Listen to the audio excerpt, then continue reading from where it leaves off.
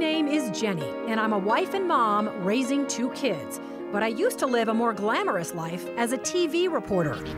I was on the nightly news interviewing pop stars and politicians. So when I said goodbye to TV and hello to motherhood, I suddenly discovered what we moms are up against. We live in a world that tells us to be rich and famous, thin and successful. You know, almost nobody says, "Oh, hey, you're a mom? That's fabulous." But you are fabulous, and I'm here to tell you why. It's the Channelmom Show, celebrating you with Jenny Dean Schmidt. Let's go out and get saved. Hello, moms. We want to welcome you to your show today. This is the Channelmom Show, and my name is Jenny Dean Schmidt. I am your host and a mother myself. I'm really just doing this show for you because I think there are all kinds of moms out there who do not get encouraged or cheerleaded or lifted up in the job they do, and sometimes they feel unappreciated, unrecognized, overtaxed, and sometimes it's hard to go on and do that job when no one's telling you that it's an important job, right, Shell? It is an important job with very low pay. Exactly. Great reward. That's right. That was like a commercial, Shelly. Did you practice that? No. Welcome to Shelly, our videographer. Hello, Dan. How are you this morning? I'm doing all right. All righty. We're going to help you with your schedule this morning by doing a little something that we call appointment setting. At about 8:10, we'll have news on what type of women are most attractive to men, according to a poll. The unbelievable excuse that many women give for not exercising. News on reality show auditions that are coming to Colorado. And finally, a look at yet another mom who has, unfortunately, killed her children. And we are hoping to offer a remedy for that growing trend in our country. Then at 8:22, we will have a familiar Denver face joining us.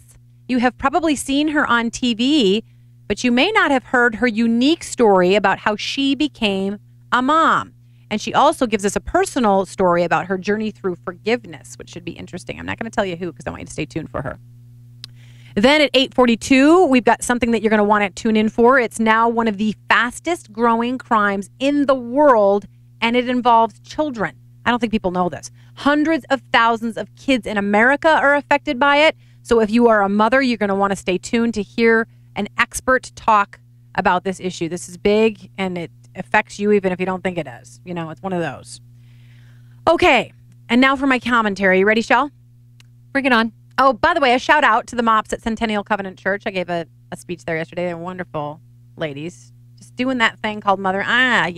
I see all these beautiful women that are just raising their kids well and putting their whole heart and soul into it. And it's just neat to see. And MOPS is such a great support.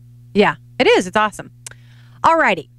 This is my commentary for every mom out there to encourage her, motivate her, empower her. Here's the question. Do you gossip? Do you hear others gossip or criticize? What kind of talk do you hear at work? What kind of talk do you hear in the shopping malls or on TV? Or what's the talk that your kids hear around school? Okay, so now that you've thought about that, I want you to concentrate on a different kind of talk. It's how moms talk about their children. It's different from all the other talk, isn't it? If you think about it. Now, of course, there are exceptions, but many times when you hear a mother talk about her baby, her toddler, or her 8-year-old, sometimes it's the most positive thing that you will hear one human being say about another all day long. It's refreshing, it's loving, it's life-affirming. If you had a satellite and were able to record all of the conversations going on around the world, I bet that some of the most positive, wonderful prose that you would hear would be the words coming out of a mama's mouth about her children. Now, I'm aware that behind closed doors, it's not always that way. I know that some kids hear mostly negative comments from their parents and from their mothers, but I would argue that most moms have wonderful things to tell you about their kids. Maybe sometimes too many wonderful things. But shouldn't it be this way? That's my question. I think a mother's glowing words about her children must be some of the most prized words in the world in the eyes of God. Moms have the power to lift up their children with words of praise and kindness and appreciation, and then that creates the possibility that those words will get passed on just because a mother said them to her child. And it just makes the world better, doesn't it? Moms' words have a kind of lightning force power to strike a child with hope and joy and love, and that strike can most certainly touch whomever is in close proximity to that child. So I just want to thank every mother out there today for saying good things about your children in a world where people don't have a lot of good things to say. I just am so appreciative for mother's words. Alrighty, Dan, we're ready for the news. If you're tired of the same old news, What more do you want? I want the truth. You're hearing it. Strap yourselves in, folks. never fear. What's the dealio? Part of life is learning to let things go. We've got news moms can use. What was that name again? I missed that. News moms can use. In the news this week, we've got the latest stories, and we pick them based on what we think moms want or need to hear. And today, a lot of fun news items for moms about what men say the ideal woman looks like. You get ready for this, Shell. Is it you and me? Absolutely. And the reason that women say they don't work out.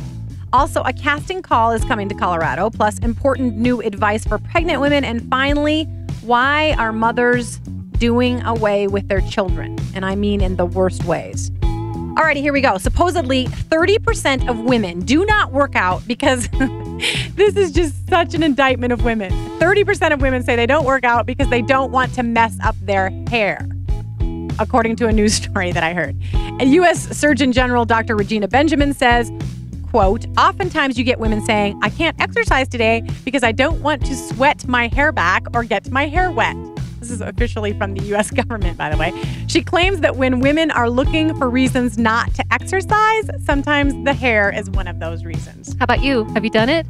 Thought about your hair? I think about it, but I exercise anyway. You know, I mean, I don't like the other day I was out walking with my kids and I said, I need to get out of the rain because I don't want my hair to be a big mess tonight. But I still will go do the exercise, or I'll figure out an alternative exercise, you know? Wow. Now, in what appears to be a British survey, I'm not absolutely sure it's a British survey, but it looks to be.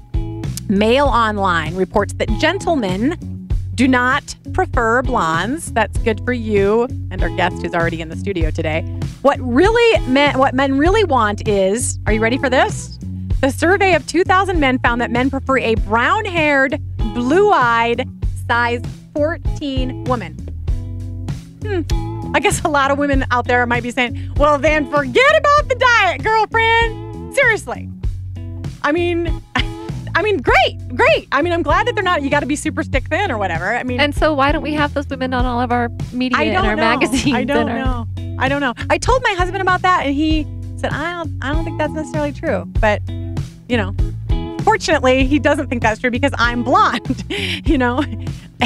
I'm also not a size 14 at this point, but alrighty, it's your chance at the spotlight if you like that kind of thing. This news item from the Denver Post this week. The CBS reality show Survivor will hold an open casting call in Colorado on September 16th from 12 to 4 p.m. in Blackhawk. In a cross-promotional effort, CBS 4 will hold the casting call at the Golden Mardi Gras Casino at 300 Main Street in Blackhawk. No application forms are necessary. Props are encouraged.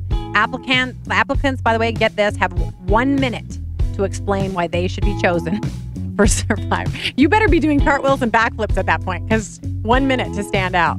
Maybe not wear much either, depending on if you have brown hair and blue eyes. Well, we're talking to moms. I hate to tell them to go half naked to the Survivor.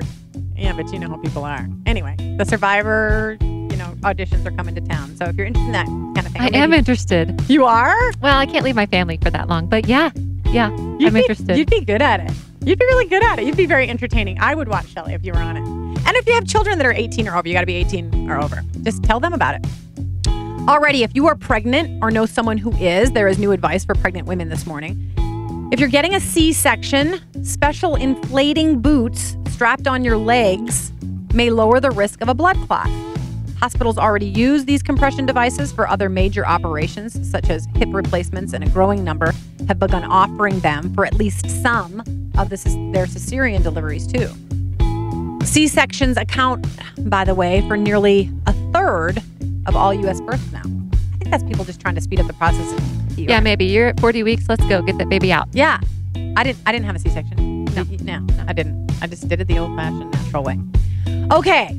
This next story is tough, but it's true. And it leads me to the question, what is happening in America that multiple mothers are committing murder and they are killing their own children? And I'm not talking about abortion. I'm talking about these children have been born and they are killing them. Over the summer, at least 5 cases of moms killing their own children have been in the news. 5 cases across the country, just in a couple of months. To me, that's crazy. From Maine to Florida, from Colorado to Washington State, and now the latest unthinkable case that unfolded in Asheville, North Carolina, where a mother killed her 2 daughters, ages 4 and 7, and I'm not even going to tell you how she did it because it's just too brutal. So my question is this: what's wrong? What's wrong? Is this just a case of evil, crazy people that we should simply write off, or is there a trend here that illustrates the very reason that we created this show?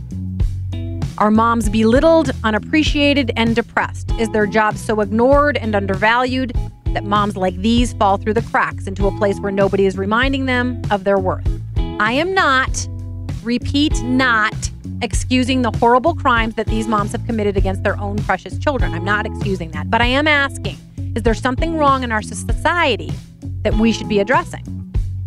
We here at the Channel Mom Show have the slogan, celebrating you as a mother. We aim to celebrate moms because we see our culture celebrating all things celebrity more than motherhood.